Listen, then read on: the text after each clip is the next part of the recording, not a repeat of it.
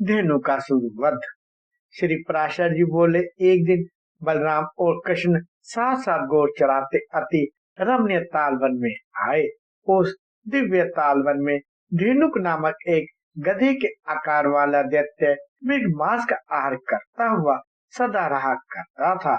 उस तालवन को पके फलों की संपत्ति से संपन्न देखकर उन्हें तोड़ने की इच्छा से गोपगण बोले। गोपों ने कहा, भैया राम और कृष्ण, इस भूमि प्रदेश की रक्षा सदा धेनुकासुर करता है, इसलिए यहाँ ऐसे पके पके फल लगे हुए हैं। अपनी गंध से संपूर्ण दिशाओं को आमोदित करने वाले ये ताल फल तो देखो, हमें इन्हें खाने की इच्छा है। यदि आपको अच्छा लगे तो थोड़े से झाड़ दीजिए। श्री पराशर जी बोले, गोप कुमारों के ये वचन सुनकर बलराम जी ने ऐसा ही करना चाहिए यह कहकर फल गिरा दिए और पीछे कुछ फल कृष्णचंद्र ने भी पृथ्वी पर गिराए। गिरते हुए फलों का शब्द सुनकर वह दुर्दिश और दुरात्मा गदबासुर क्रोध पूर्वक दौड़ आया और उस महाबलवान असुर ने अपने पिछले दो पैरों से बलराम जी की छाती में लात मारी। बलराम जी ने उसके उन पैरों को पकड़ लिया और आकाश में घुमाने लगी। जब वह निर्जीव हो गया तो उसे अत्यंत वेग से उस ताल वृक्ष पर ही दे मारा। उस गधे ने गिरते गिरते उस ताल वृक्ष से बहुत से फल इस प्रकार गिरा दिए जैसे प्रचंड वायु बादलों को गिरा दे। उसके सजाति अन्य गर्भासुरों के आने पर भी कृष्ण और राम ने उन्हें अनायास ही ताल वृक्षों पर पटक दिया। हे मित्र, इस प्रकार एक क्षण में ही पके हुए ताल फल और गर्भासुरों के देहों से विभूषिता होकर पृथ्वी अत्यंत सुशोभित होने लगी। हे द्विज, तब से उस तालवन में गायें निग्न होकर सुखपूर्वक नवीन तरी चरने लगी, जो उन्हें पहले कभी चरने को नसीब नहीं हुआ था। पलम्ब पद। श्री पराशर जी बोले, अपने अनुचरों से उस गर्भासुर के मारे जाने पर वह सुरम्य तालवन गोप और गोपियों के लिए सुखदायक हो गया। तदंतर धेनुकासुर को मारकर वे दोनों वसुदेव पुत्र प्रसन्न मन से पांडित नामक वट वृक्ष के तले आए। कंधे पर गो मारने की रस्सी डाले और वनमाला विभूषित हुए दोनों महात्मा बालक श्रीनाथ करते गाते वृक्षों पर चढ़ते दूर तक गाय चराते तथा उनका नाम ले लेकर पुकारते हुए नए सींगों वाले बछड़ों के समान सुशोभित हो रहे थे। उन दोनों के वस्त्र क्रमशः सुनहरी और श्याम रंग से रंगे हुए थे, अतः वे इंद्रधनुष युक्त श्वेत और श्याम मेघ के समान जान पड़ते थे। वे समस्त लोकपालों के प्रभु पृथ्वी पर अवतीर्ण होकर नाना प्रकार की लौकिक लीलाओं से परस्पर खेल रहे थे। मनुष्य धर्म में तत्पर रह के मनुष्यता का सम्मान करते हुए वे मनुष्य जाति के गुणों की क्रीड़ाएं करते हुए वन में विचर रहे थे। वे दोनों महाबली बालक कभी झूला में झूलकर, कभी परस्पर मल युद्ध कर और कभी पत्थर फेंक कर नाना प्रकार से व्यायाम कर रहे थे। इसी समय उन दोनों खेलते हुए बालकों को उठा ले जाने की इच्छा से पलम नामक दैत्य गोप वेश में अपने को छिपाकर वहां आया। दानव से पलम मनुष्य न होने पर भी मनुष्य रूप धारण कर निशंक भाव से उन बालकों के बीच घुस गया। उन दोनों की असावधानता का अवसर देखने वाले उस दैत्य ने कृष्ण को तो सर्वथा अजय समझा, अतः उसने बलराम जी को मारने का निश्चय किया।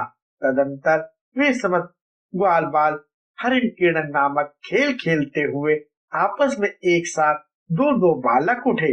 तब श्री दामा के साथ कृष्णचंद्र, पलम्ब के साथ बलराम और इसी प्रकार अन्य अन्य गोपों के साथ और ग्वाल बाल होड़ बदल कर उछलते हुए चलने लगे। अंत में कृष्णचंद्र ने श्री दामा को, बलराज ने पदम को और अन्य अन्य कृष्ण पक्षीय गोपों ने अपने प्रतिपक्षों को हरा दिया। उस खेल में जो जो बालक हारे थे वे सब जीतने वालों को अपने अपने कंधों पर चढ़ाकर भांडीरवट तक ले जाकर वहां से लौट आए, किंतु पलम्बासुर अपने कंधे पर बलराम जी को चढ़ाकर चंद्रमा के सहित मेघ के समान अत्यंत वेग से आकाश मंडल को चल दिया। वह दानव श्रेष्ठ रोहिणी नंदन श्री बलभद्र जी के भार को सहन न कर सकने के कारण वर्षाकालीन मेघ के समान बढ़कर अत्यंत स्थूल शरीर वाला हो गया। तब माला और आभूषण धारण के सिर पर मुकुट पहने गाड़ी के पहिए के समान भयानक नेत्रों वाले अपने पार पहाड़ से पृथ्वी को कंपाइन करते हुए तथा दग पर्वत के समान आकार वाले उस व्यक्ति को देखकर उस निर्भय राक्षस के द्वारा ले जाए जाते हुए बलभद्र जी ने कृष्णचंद्र से कहा, भैया कृष्ण देखो, छंद पूर्वक गोप वेश धारण करने वाला कोई पर्वत के समान महाकाय दैत्य मुझे हर लिए जाता है। हे मधुसूदन, आप मुझे क्या करना चाहिए यह बताओ। देखो, यह दुरात्मा बड़ी शीघ्रता से दौड़े जा रहा है। श्री पराशर जी बोले। तब रोहिणी नंदन ने बलवीर को जानने वाले महात्मा श्री कृष्णचंद्र ने मधुर मुस्कान से अपने होठ संपुट को खोलते हुए उन बलराम जी से कहा। श्री कृष्णचंद्र बोले, हे सर्वात्मा, आप संपूर्ण गुण पदार्थों में अत्यंत गुण स्वरूप होकर भी यह स्पष्ट मानव भाव क्यों अवलंबन कर रहे हैं? आप अपने उस स्वरूप का स्मरण कीजिए जो समस्त संसार का कारण और कारण का भी पूर्ववर्ती है और प्रलय काल में भी स्थित रहने वाला है। क्या आपको मालूम नहीं कि आप और मैं दोनों ही इस संसार के एकमात्र कारण हैं और पृथ्वी का भार उतारने के लिए ही मृत्युलोक में आए हैं। हे अनंत, आकाश आपका सिर है, मेघ केश है, पृथ्वी चरण है, अग्नि मुख है, चंद्रमा मन है, वायु श्वास पर श्वास है और चारों दिशाएं बाहु है। हे भगवान, आप महाकाय हैं, आपके सहस्त्र मुख हैं तथा सहस्त्रों हाथ पांव आदि शरीर के भेद हैं। आप सहस्त्र ब्रह्माओं के आदि कारण हैं। मुनिजन आपका सहस्त्रों प्रकार वर्णन करते हैं। आपके दिव्य रूप को आपके अतिरिक्त और कोई नहीं जानता, अतः समस्त देवगण आपके अवतार रूप की ही उपासना करते हैं।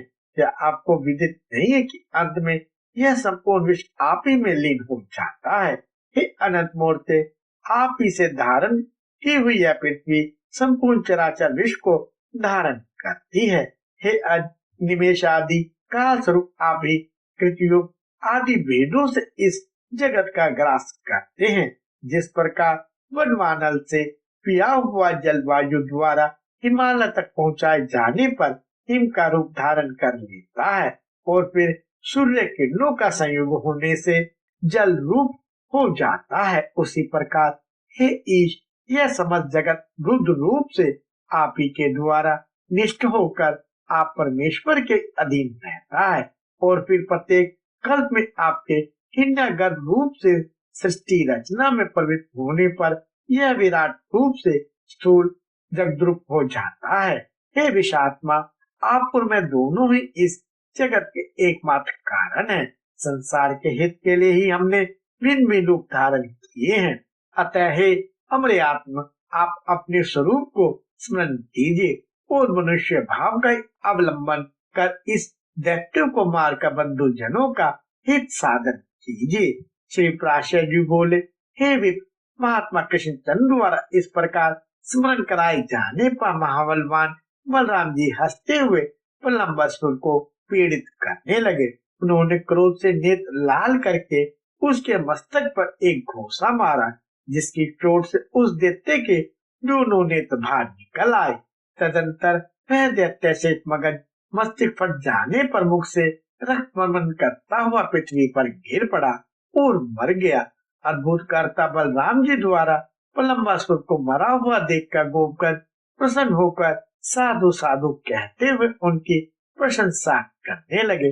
प्रलंबासुर के मारे जाने पर बलराम जी गोकुल द्वारा प्रशंसित होते हुए कृष्णचंद्र के साथ गोकुल में लौट आए।